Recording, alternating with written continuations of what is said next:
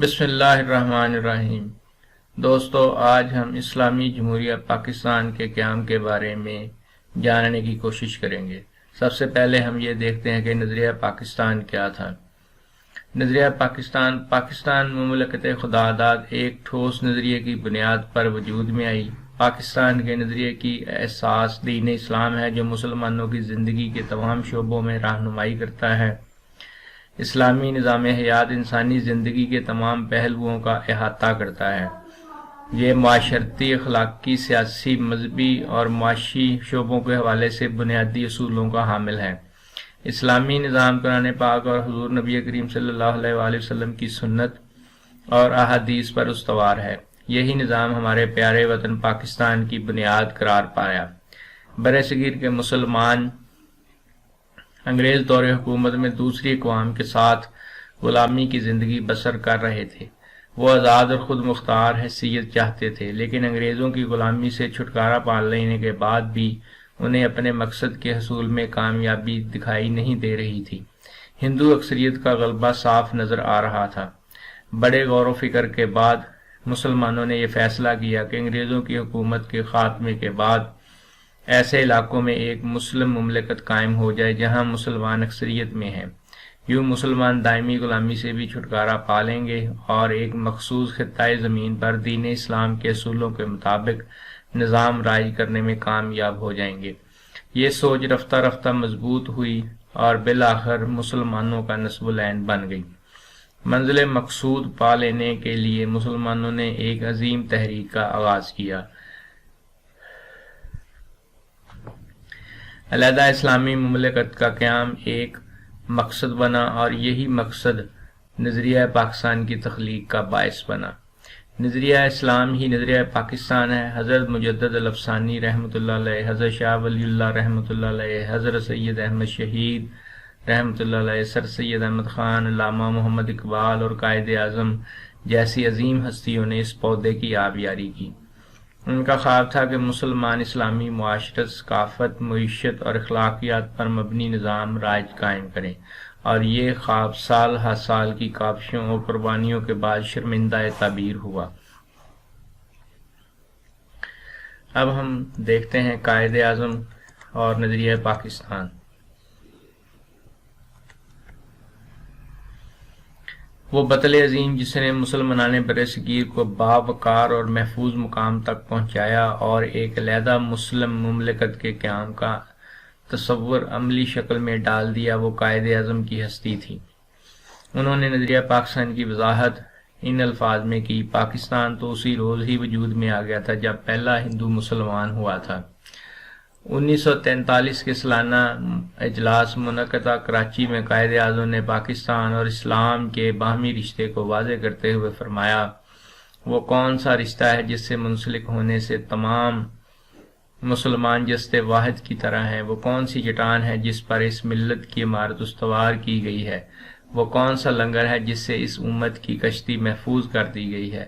وہ رشتہ، وہ چٹان، وہ لنگر خدا تعالیٰ کی کتاب قرآن مجید ہے۔ مارچ 1944 میں طلباء سے خطاب کرتے ہوئے آپ نے فرمایا: ہمارا رہنما اسلام ہے اور یہی ہماری زندگی کا مکمل ضابطہ ہے۔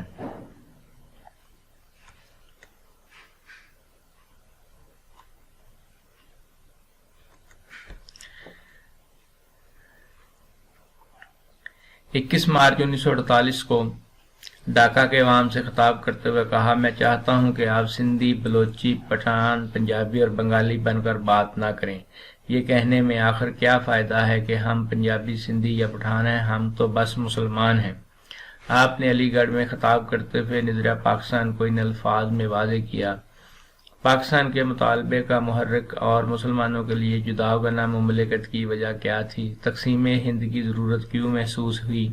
اس کی بنیادی وجہ ہندوؤں کی تنگ نظری ہے، نہ انگریزوں کی چال۔ یہ اسلام کا بنیادی مطالبہ ہے۔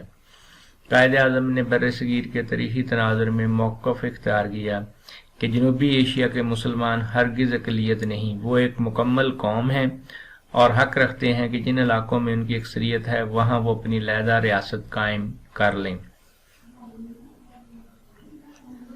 اب ہم دیکھتے ہیں علامہ محمد اقبال اور نظریہ پاکستان۔ علامہ محمد اقبال نے نظریہ پاکستان کے حوالے سے دعویٰ کیا کہ ہندو اور مسلمان ایک مملکت میں اکٹھے نہیں رہ سکتے اور مسلمان جلد یا بعدیر اپنی جداگانہ مملکت بنانے میں کامیاب ہو جائیں گے۔ علامہ اقبال نے برصغیر میں واحد قوم کے وجود کا تصور مسترد کر دیا اور مسلم قوم کی جداگانہ حیثیت پر زور دیا۔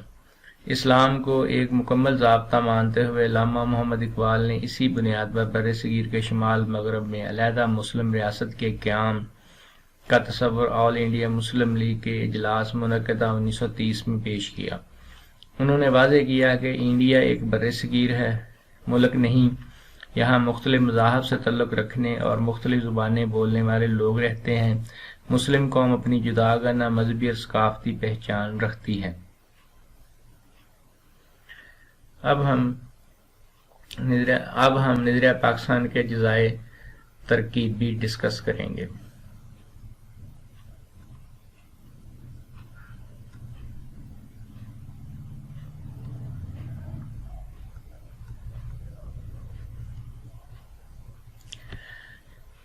برصغیر کے مسلمانوں نے ایک علیحدہ ریاست اس لیے حاصل کی تاکہ اللہ تعالیٰ کے حتمی اور قطعی اقتدار اعلیٰ کے تصور کو عملی جامہ پہنایا جا سکے، اس ذات عظیم کی برتر اور مطلق قوت کو نافذ کیا جائے اور ایک ایسا نظام راج ہو جس میں قرآن پاک اور احادیث رسول مقبول صلی اللہ علیہ وآلہ وسلم پر مبنی اصولوں کو اپنایا گیا ہو۔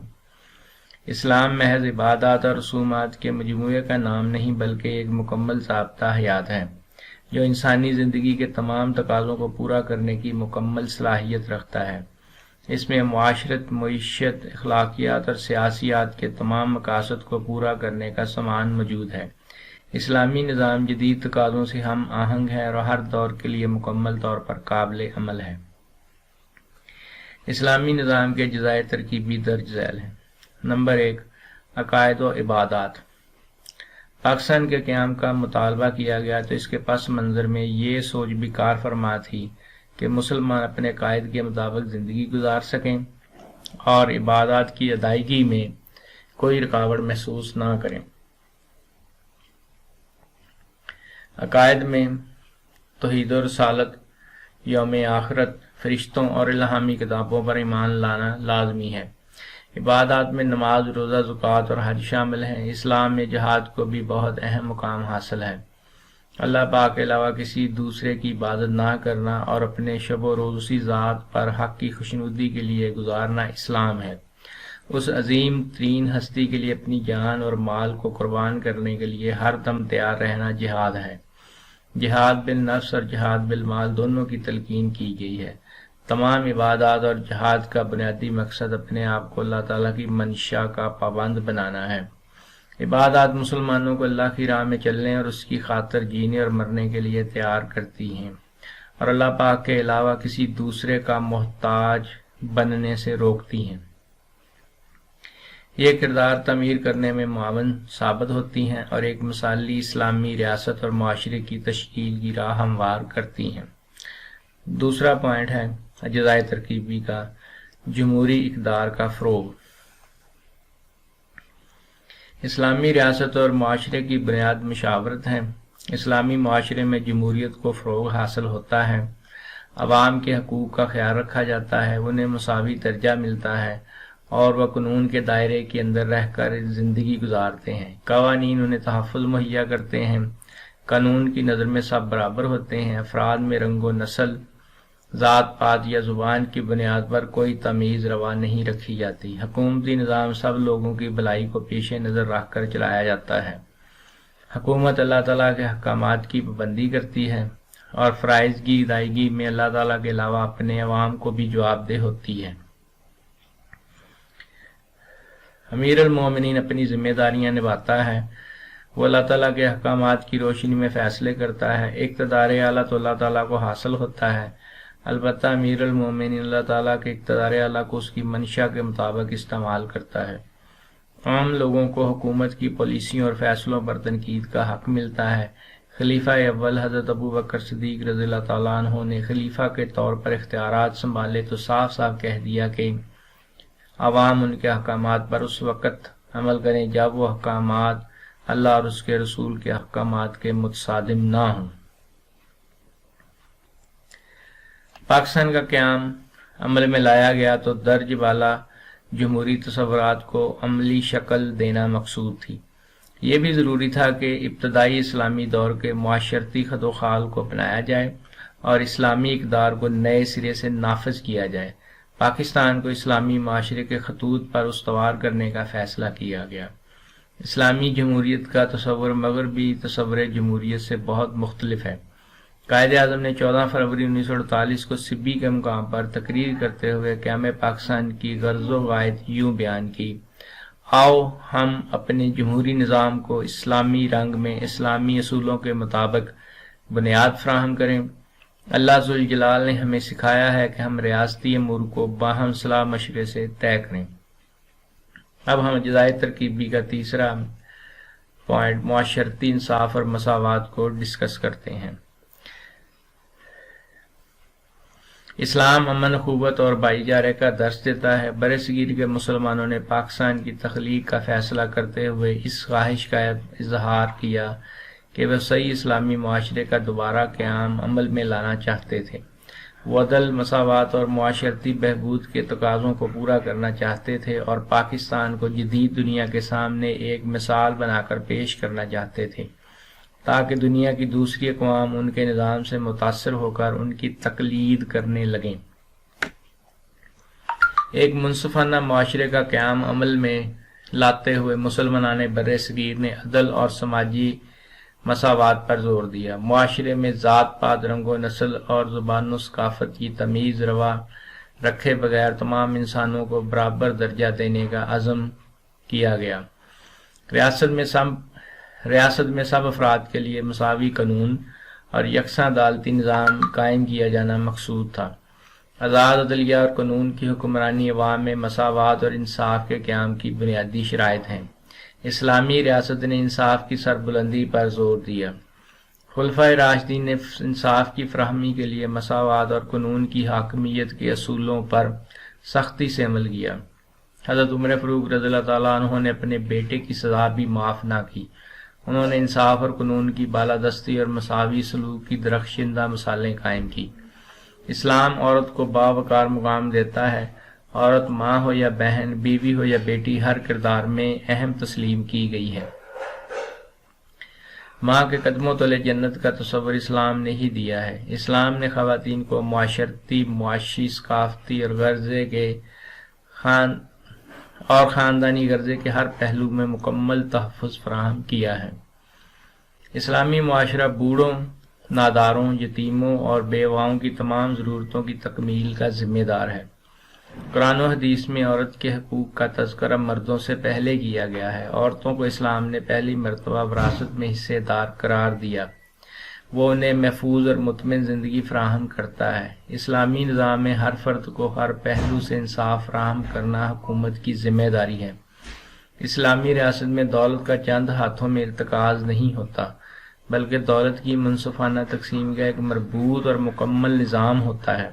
پاکستان بنانے کا فیصلہ ہوا تو مندرجہ بالا تمام اقدار کو اپنانے اور ریاست کو ایک مثالی ریاست بنانے کا خواب دیکھا گیا، جس میں قوت، بھائی چارہ، برداشت اور باہمی تعاون کے جذبوں کو فروغ دیا جانا تھا۔ اب چوتھے نمبر پہ اجزائے ترکیبی کا جو پوائنٹ ہے وہ ہے شہریوں کے حقوق و فرائض۔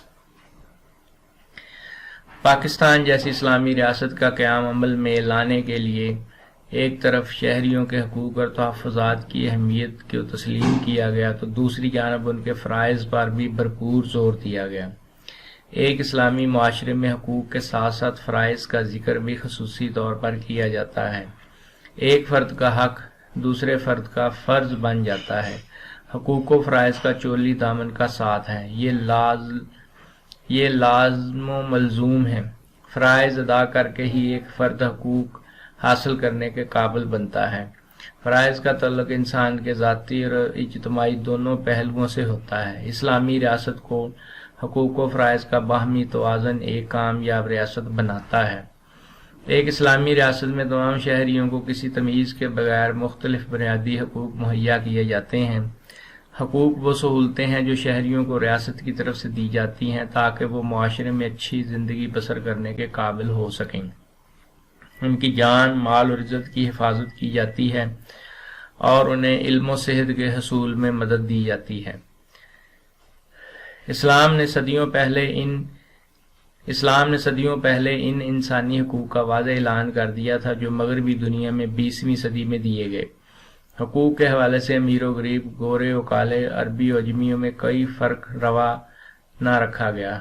قیام پاکستان کی غرض و غایت بھی یہی تھی کہ انسانوں کو برابر حقوق ملیں اور وہ اپنی ترقی کے یکساں مواقع حاصل کر سکیں، ان میں احساس کمتری نہ ہو اور نہ نسل برتری کا کوئی احساس موجود ہو، تاکہ ایک مثالی معاشرتی نظام دنیا کے روبرو لایا جا سکے۔ افراد کو حقوق کی فراہمی اور تحفظ کا فرض اسلامی ریاست پر عائد کیا گیا ہے۔ پاکستان میں اقلیتوں کو تحفظ دینے کی سوچ بھی قیام پاکستان کے مطالبے کے پس منظر میں شامل تھی۔ قائد اعظم نے بھی یہ واضح کر دیا تھا کہ پاکستان میں اقلیتوں کے حقوق کا پورا خیال رکھا جائے گا۔ اسلام کسی صورت میں بھی یہ اجازت نہیں دیتا کہ اسلامی معاشرے میں زندگی گزارنے والی اقلیتوں کے جان، مال، عزت اور مذہبی روایات کا تحفظ نہ کیا جائے۔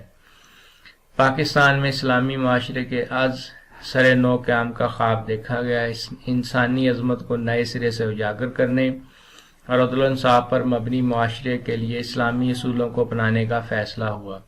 قیام پاکستان در حقیقت اسلامی معاشرے کے قیام کی طرف ایک بڑا اہم قدم تھا تاکہ مسلمان اپنے مذہبی اصولوں کے مطابق روزمرہ اجتماعی اور انفرادی زندگی گزار سکیں۔ اب اجزائے ترکیبی میں 5واں اور آخری پوائنٹ ہے اخوت و بھائی چارہ۔ دین اسلام امن کا داعی ہے اور مسلمانوں کو مابین اخوت اور بھائی چارے کے جذبے کو فروغ دیتا ہے۔ بھائی چارے سے محبت، خلوص، قربانی، احسان اور شفقت میں اضافہ ہوتا ہے۔ تمام مسلمان ایک دوسرے کے بھائی ہیں۔ ایک کا دکھ سبھی مسلمانوں کا دکھ اور ایک کی خوشی سبھی مسلمانوں کی خوشی ہے۔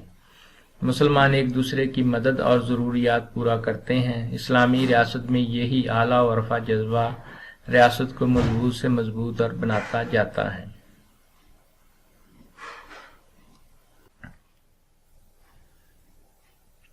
دوستو، اب ہم ڈسکس کریں گے پاکستان مسلمانان برصغیر کی جدوجہد کا نتیجہ۔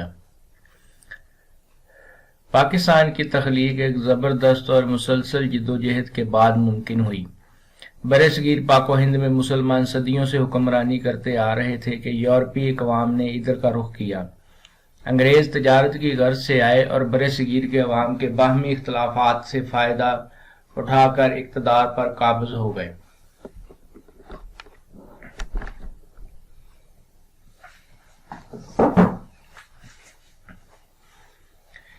ٹیپو سلطان اور سراج الدولہ کو غداروں کی وجہ سے ناکامیوں کا سامنا کرنا پڑا تو انگریز پورے علاقے پر چھا گئے۔ برصغیر کو انگریزوں سے آزاد کرانے کی کوششیں یکے بعد دیگرے ناکام ہو گئیں۔ 1857 کی جنگ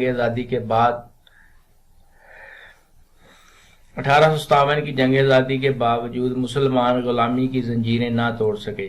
19ویں صدی کے دوسرے نصف میں سر سید احمد خان نے مسلمانوں کو تحریک علی گڑھ کے ذریعے نئے سرے سے بیدار کیا، انہیں جدید تعلیم کے حصول کی جانب راغب کیا، نیز معاشرتی اور دیگر شعبوں میں مسلمانوں کو ہندو قوم کے مقابل متحد کیا۔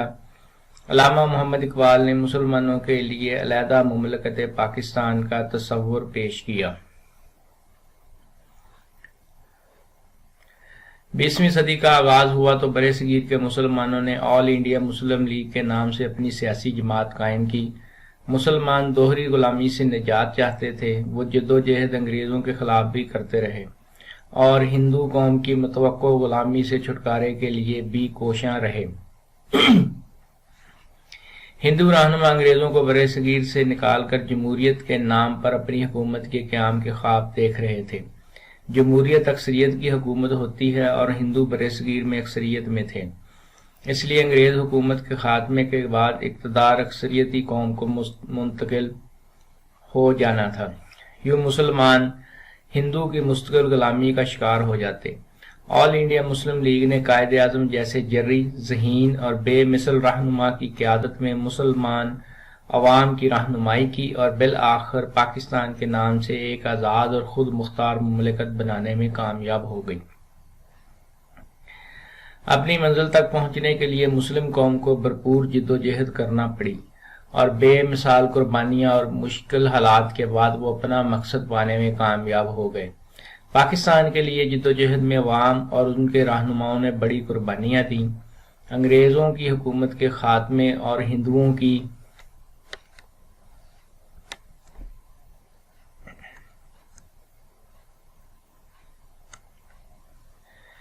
متوقع اجارہ داریوں سے چھٹکارا حاصل کرنے کے لیے متعدد شخصیات نے بے شمار اور عظیم خدمات سر انجام دیں۔ ان سرگرمیوں میں مسلم خواتین اور نوجوان طلباء و طالبات نے بھی بھرپور حصہ لیا۔ علماء کرام اور مشائخ اعظام نے بھی ملت کی رہنمائی کی۔ مختلف صوبوں اور علاقوں کی کئی عظیم مسلم شخصیات نے اپنے اپنے انداز میں قومی فلاح و بہبود کے لیے کردار نبھایا۔ وہ اپنے قول و فعل سے بر صغیر کی امت مسلمہ کی آزادی اور خوشگوار مستقبل کے لیے کوشاں رہے۔ مثلاً صوبہ سرحد، جس کا اب نام خیبر پختونخوا ہے، سے سردار اورنگزیب خان، پیر مانکی شریف اور صاحبزادہ عبدالقیوم نمایاں تھے۔ بلوچستان سے تعلق رکھنے والے قاضی محمد عیسیٰ، نواب محمد خان جوگے اور میر سہراب خان شہید کی خدمات قابل ذکر ہیں۔ میر سہراب خان نے تو اپنی جان قومی آزادی کی راہ میں نشاور کر دی۔ سندھ سے پیر ثبوت اللہ کا نام بڑا اہم ہے، جنہوں نے حروں کی قیادت کرتے ہوئے انگریز حکومت کے خلاف جدوجہد کی اور شہادت کا رتبہ حاصل کیا۔ سر عبداللہ ہارون اور آغا حسن افندی جیسی عظیم شخصیات کا تعلق بھی سندھ سے ہی تھا۔ اسی طرح پنجاب، بنگال اور دیگر صوبوں سے تعلق رکھنے والے متعدد لوگوں نے قوم کے لیے ناقابل قدر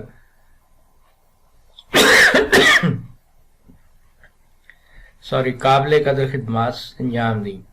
ان کی کوششوں اور خدمات کی بدولت آج پاکستان ایک آزاد اور خود مختار مسلم مملکت کے طور پر اپنا وجود رکھتا ہے اور پاکستانی قوم آزاد فضا میں سانس لے رہی ہے۔ برصغیر کے مسلمان اکابرین نے گزشتہ 2 سالوں میں کارہائے نمایاں انجام دیے اور بڑے مشکل حالات میں اپنا مقصد حاصل کرنے میں کامیاب رہے۔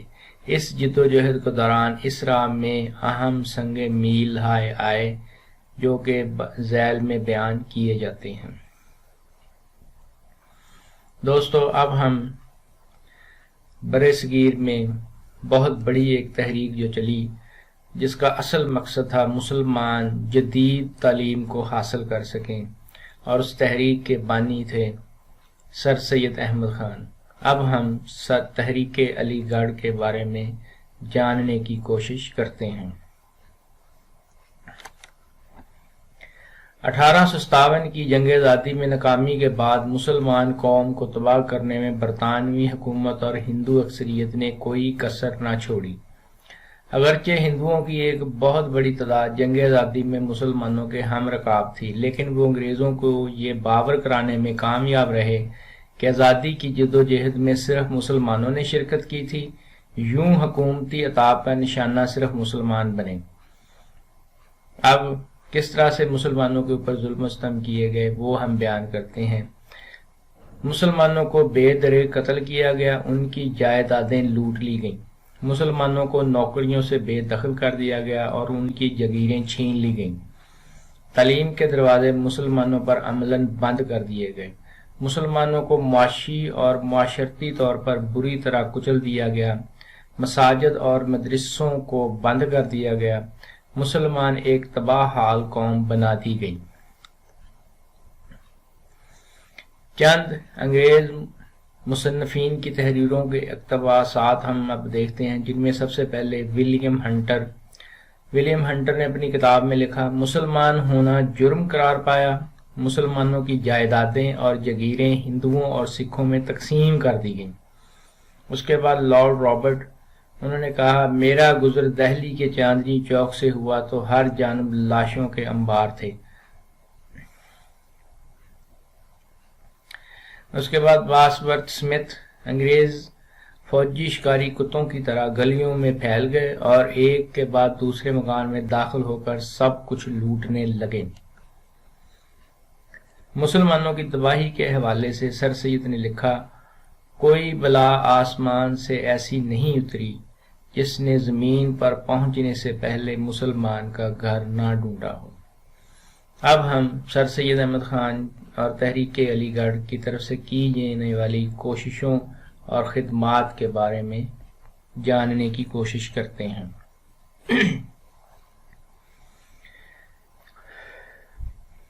اللہ تعالیٰ نے مسلمانوں کے تحفظ کے لیے سر سید احمد خان کی شکل میں ایک عظیم رہنما بھیجا۔ ان کی دورس نگاہوں نے ساری صورتحال اچھی طرح بھانپ لی تھی۔ ملت اسلامیہ کو ناپید ہونے سے بچانے کے لیے انہوں نے بر صغیر میں ایک بہت بڑی تحریک کا آغاز کیا۔ سر رچرڈ سائمنڈ نے اس امر کا اعتراف اپنی تصریف میں کیا کہ پاکستانی عوام سر سید کے بارے میں صحیح دعویٰ کرتے ہیں کہ وہ اس ملک کے خالقوں اور بانیوں میں سے ایک تھے۔ اس تحریک کے دیگر قائدین میں سے محسن الملک، وقار الملک، مولانا شبلی نوانی، مولانا الطاف حسین حالی اور مولانا چراغ علی خاص طور پر قابل ذکر ہیں۔ ان لوگوں نے وہ کارہائے نمایاں انجام دیے کہ آنے والی مسلم نسلیں ان کی جتنی بھی قدر کریں کم ہے۔ سر سید اور ان کے ساتھیوں نے تحریک علی گڑھ کو ایک ہمہ گیر اور جامع تحریک بنا دیا۔ یوں مسلمانوں کی نشاط ثانیہ کا آغاز ہوا۔ ان کی کارکردگی کے مختلف پہلو درج ذیل ہیں۔ سب سے پہلے اب ہم تعلیمی خدمات کو ڈسکس کریں گے۔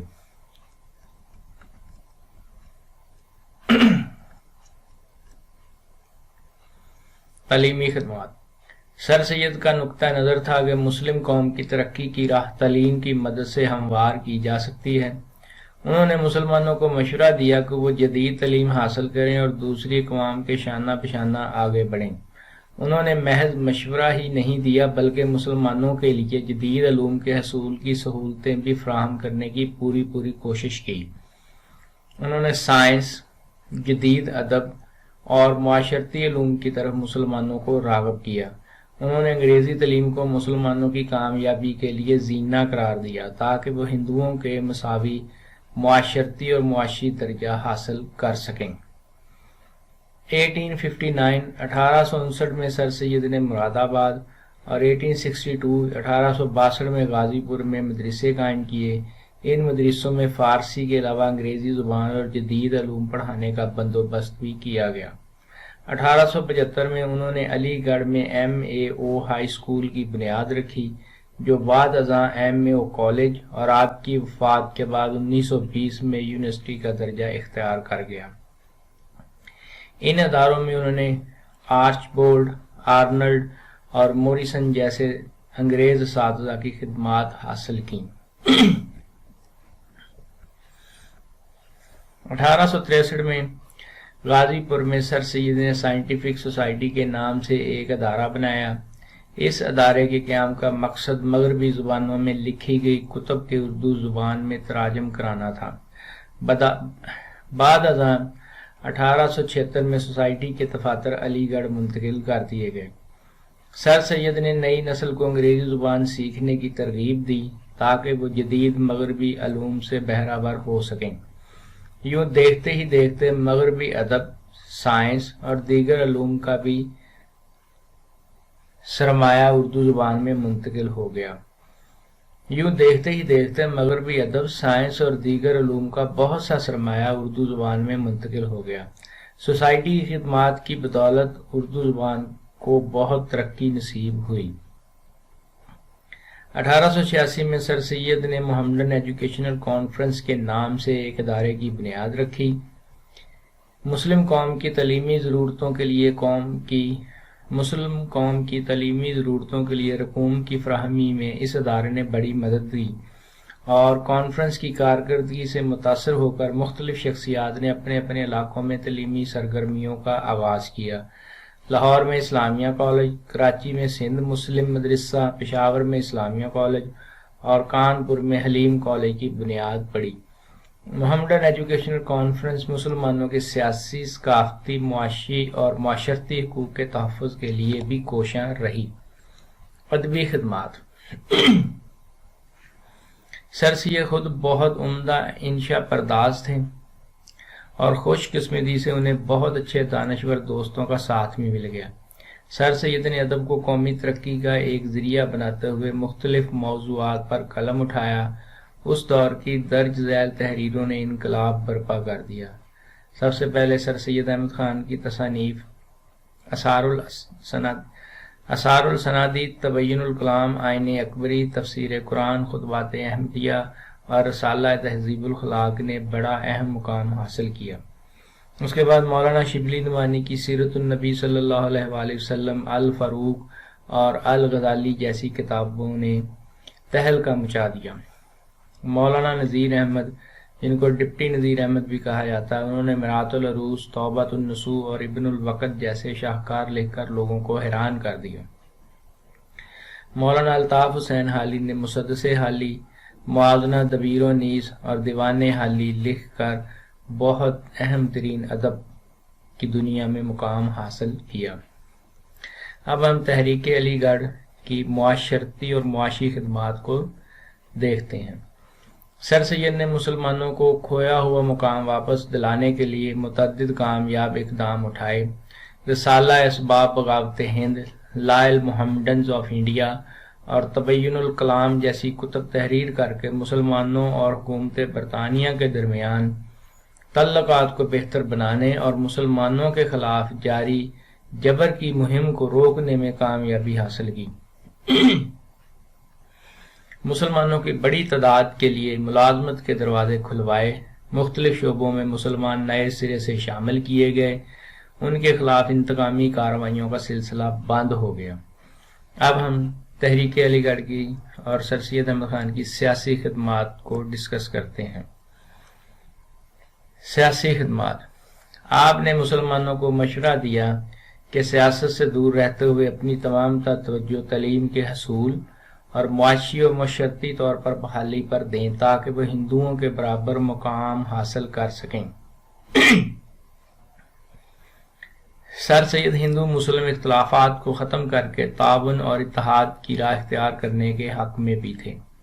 انہوں نے دونوں قوموں کو ایک دوسرے کے قریب لانے کی مسلسل کوششیں کی، اپنے تعلیمی اداروں میں ہندو اساتذہ بھرتی کیے اور ہندو طلباء کو داخلے دیے۔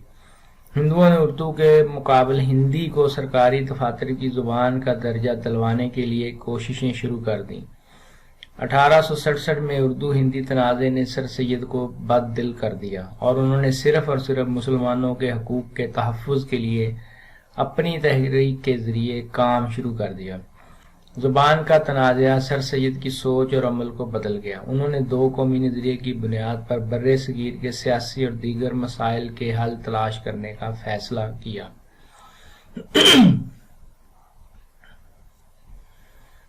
سر سید کی سیاسی حکمت عملی کی بنیاد دو قومی نظریہ تھا۔ سر سید نے مسلمانوں کو ایک علیحدہ قوم ثابت کیا اور حضرت مجدد الافسانی اور شاہ ولی اللہ کے افکار کو آگے بڑھایا۔ دو قومی نظریے کی اصطلاح سر سید نے ہی سب سے پہلے استعمال کی۔ انہوں نے کہا کہ مسلمان جداگانہ ثقافت، رسم و رواج اور مذہب کے حامل ہیں اور ہر اعتبار سے ایک مکمل قوم کا درجہ رکھتے ہیں۔ مسلمانوں کی علیحدہ قومی حیثیت کے حوالے سے سر سید نے ان کے لیے لوکل کونسلوں میں نشستوں کی تخصیص چاہی، اعلیٰ سرکاری ملازمتوں کے لیے کھلے مقابلے کے امتحان کے خلاف مہم چلائی، اکثریت کی مرضی کے تحت قائم ہونے والی حکومت والے نظام کو ناپسند کیا۔ انہوں نے مسلمانوں کی علیحدہ پہچان کروائی اور دو قومی نظریے کی بنیاد پر ان کے لیے تحفظات مانگے۔